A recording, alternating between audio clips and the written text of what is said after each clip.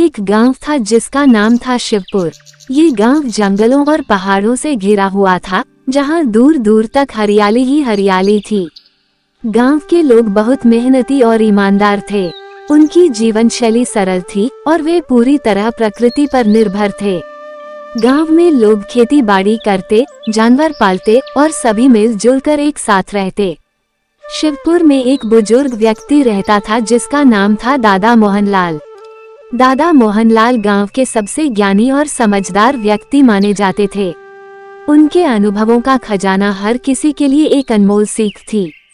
वे हमेशा अपने गांव वालों को सिखाते थे कि एकता में ही असली शक्ति होती है और चाहे कितनी भी कठिनाई आए, उसका सामना साहस और एकजुटता से ही किया जा सकता है। गांव में एक अद्भुत प्रथा थी। हर पूर्णिमा की रात को गांव वाले मिलकर जंगल के किनारे एक जगह इकट्ठा होते और एक बड़ी आग जलाते। इस मौके पर सभी मिलकर गाने बजाने और नाचते थे। इसी समय दादा मोहनलाल कहानियां सुनाते, जिसमें उनके जीवन के अनुभवों और ज्ञान का अद्भुत संगम होता था। एक साल गांव में भयंकर सूखा पड़ा। नदी और तालाबों का पानी सूख गया और फसलें मुरझाने लगी। लोग चिंतित हो गए और उनकी रोजमर्रा की जिंदगी अस्त व्यस्त हो गई। भूखमरी की स्थिति बन रही थी और लोग समझ नहीं पा रहे थे कि क्या करें। गांव के लोग बहुत दुखी और निराश हो चुके थे। तब उन्होंने दादा मोहनलाल से मदद मांगी। दादा मोहनलाल ने सभी गांव वालों को एक साथ बुलाया और कहा, बेटा, हमें एकजुट होकर इस कठिनाई का सामना करना होगा। अगर हम सब मिलकर कोशिश करें तो इस सूखे से निपट सकते हैं। हमें एक कुआं खोदना होगा जो सभी के लिए पानी का स्रोत बने। गांव वालों को दादा की बात समझ में आई और उन्होंने अपनी अपनी क्षमतानुसार योगदान देने का संकल्प लिया। कुछ लोग पत्थर तोड़ने लगे, कुछ लोग मिट्टी हटाने का काम करने लगे और कुछ ने खाना बनाने की जिम्मेदारी संभाल ली। बच्चों ने भी अपनी क्षमता अनुसार मदद की। सबने दिन रात मेहनत की और धीरे धीरे गांव में एक गहरा कुआं तैयार हो गया। कुआं तैयार होने पर उसमें पानी आने लगा और सबकी मेहनत रंग लाए। गांव के लोग बेहद खुश हुए और एक दूसरे को बधाई दी। कुआं गांव के जीवन का आधार बन गया।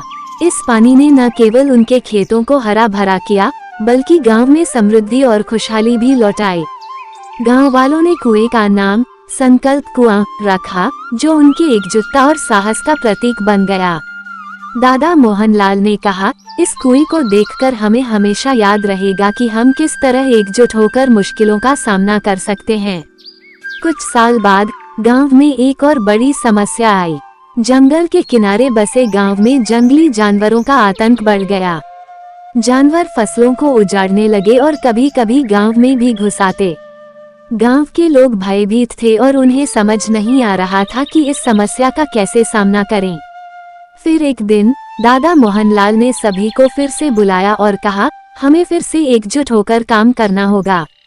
जंगल का किनारा साफ करना होगा और जानवरों के लिए गांव से दूर एक तालाब बनाना होगा ताकि वे गांव में न आए। गांव वालों ने फिर से अपने बुजुर्ग दादा की बात मानी और जंगल के किनारे की सफाई शुरू की। उन्होंने गांव से थोड़ी दूरी पर एक तालाब खोदा। धीरे धीरे जानवरों ने गांव की ओर आना बंद कर दिया और तालाब के पास ही रहने लगे। इस प्रयास से गांव में शांति लौट आई। एक बार फिर गांव वालों ने एकता और साहस से अपनी समस्या का समाधान किया। धीरे धीरे शिवपुर गांव का नाम दूर दूर तक फैल गया और लोग उसे एकता और साहस का प्रतीक मानने लगे। दादा मोहनलाल की कहानियां और उनके अनुभव गांव वालों के दिलों में घर कर गए। पीढ़ी दर पीढ़ी लोग अपने बच्चों को शिवपुर की कहानी सुनाते और उन्हें ये सिखाते कि जब भी मुश्किल आए, एकता और साहस से उसका सामना करना चाहिए। शिवपुर की यह कहानी आज भी लोगों के लिए एक प्रेरणा है और दादा मोहनलाल का नाम गांव के हर दिल में अमर हो गया है।